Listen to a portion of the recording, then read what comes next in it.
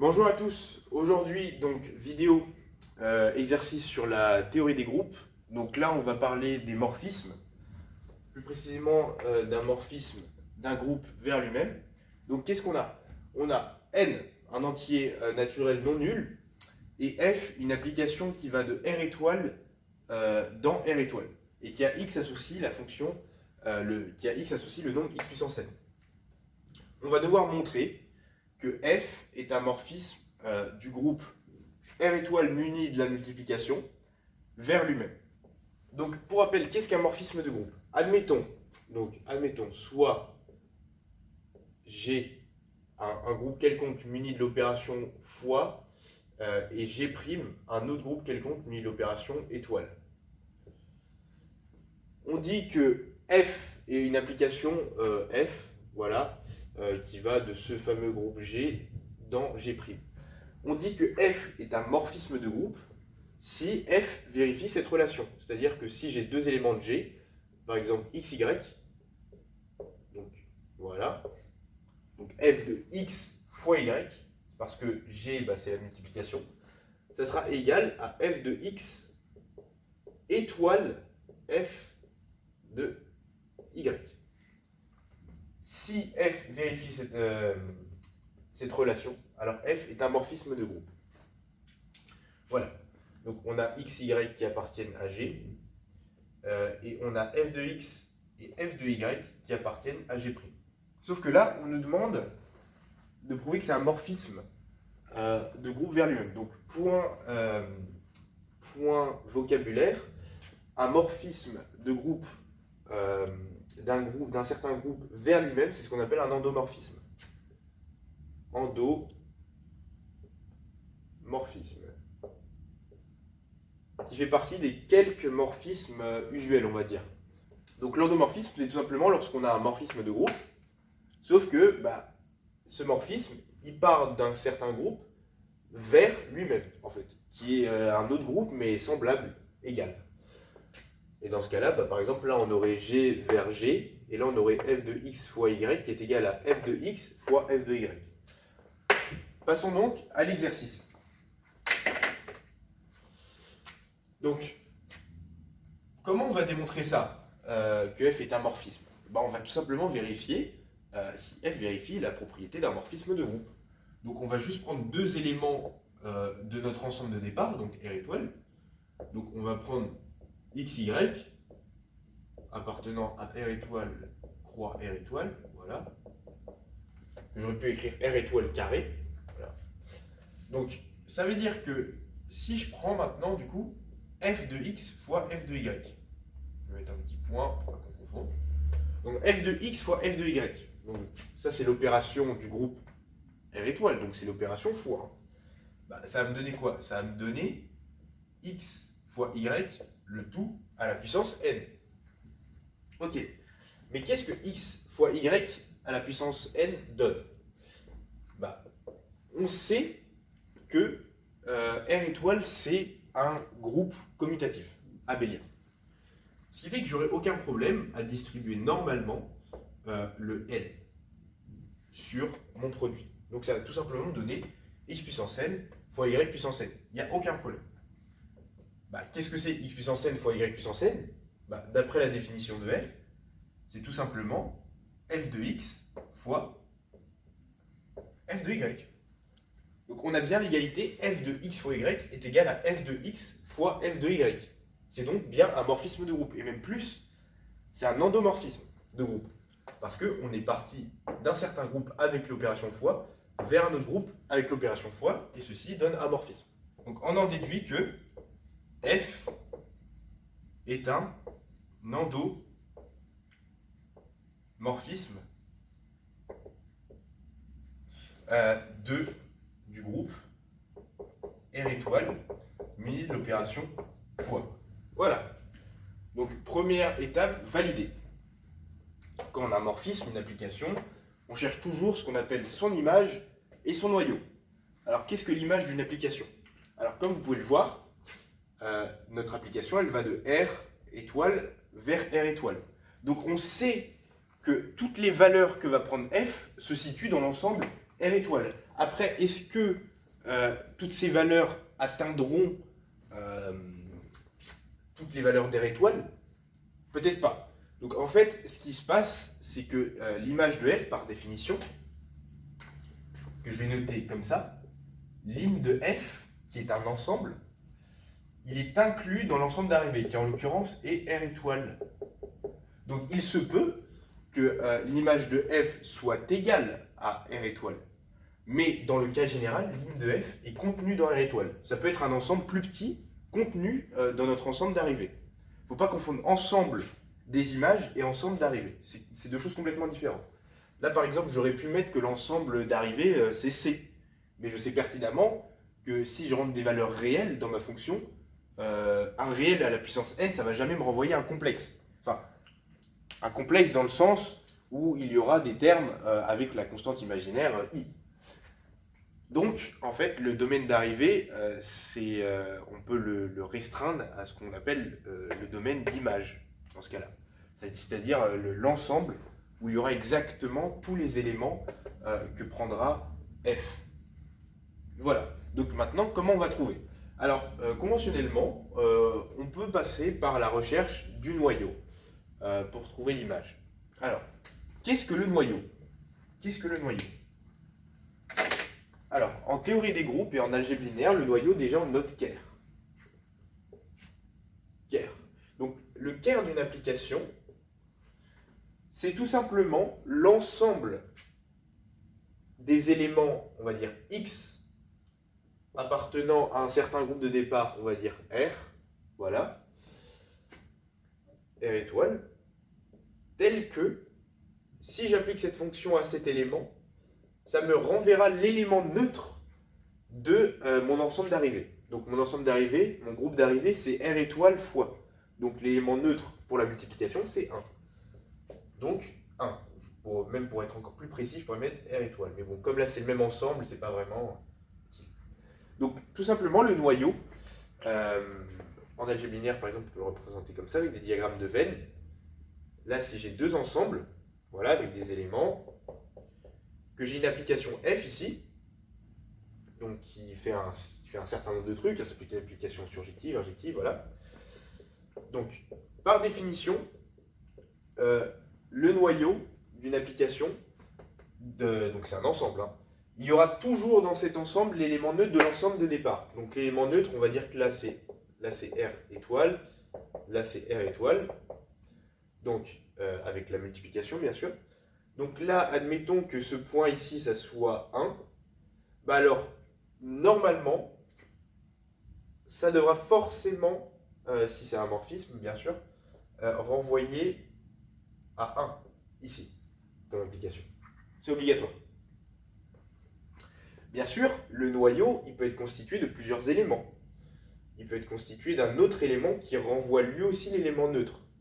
D'un autre, il peut être constitué de n éléments. Et tous ces éléments de l'ensemble de départ qui renvoient l'élément neutre de l'ensemble d'arrivée, c'est ça qu'on appelle le noyau d'une application. En fait. Et donc si le noyau il est réduit qu'à l'élément neutre de l'ensemble de départ, alors ça veut dire que l'application est injective par définition.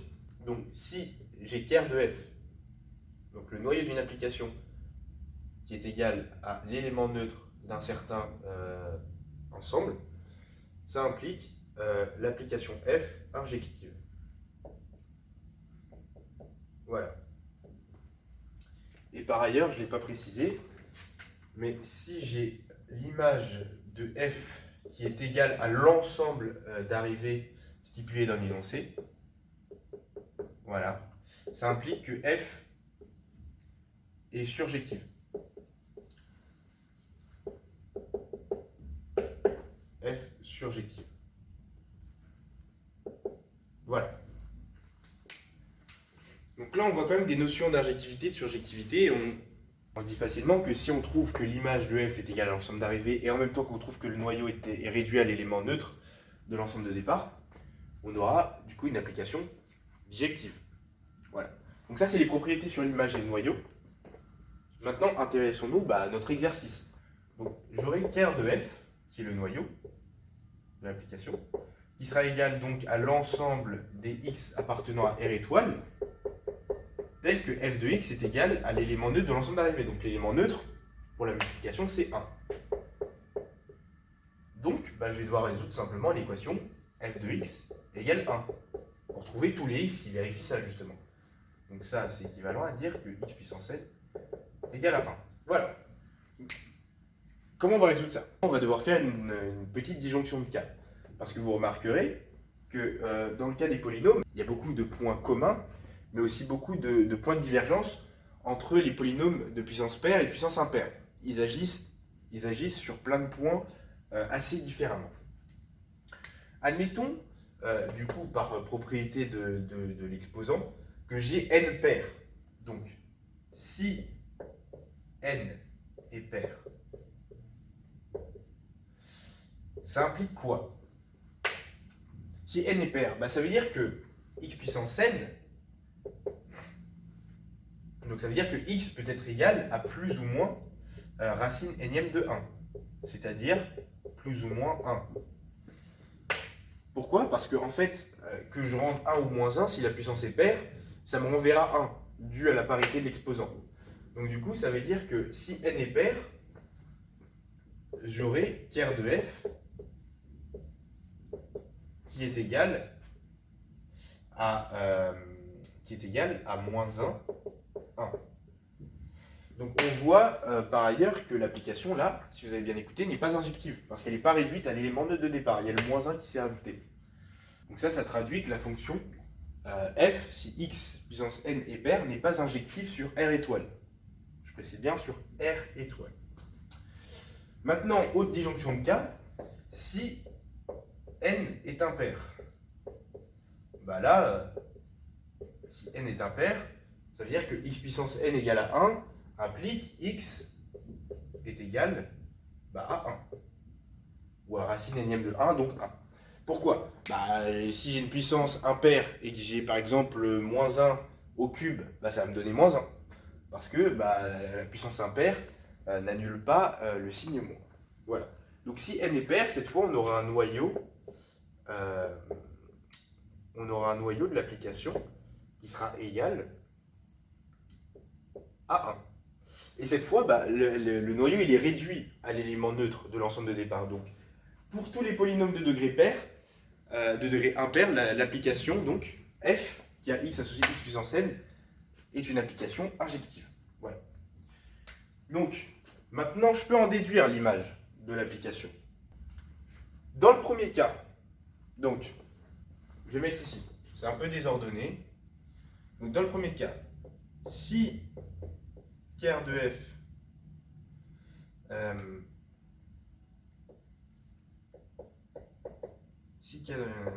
donc ça c'est dans le cas où n est pair, alors j'aurai l'image de f qui sera égale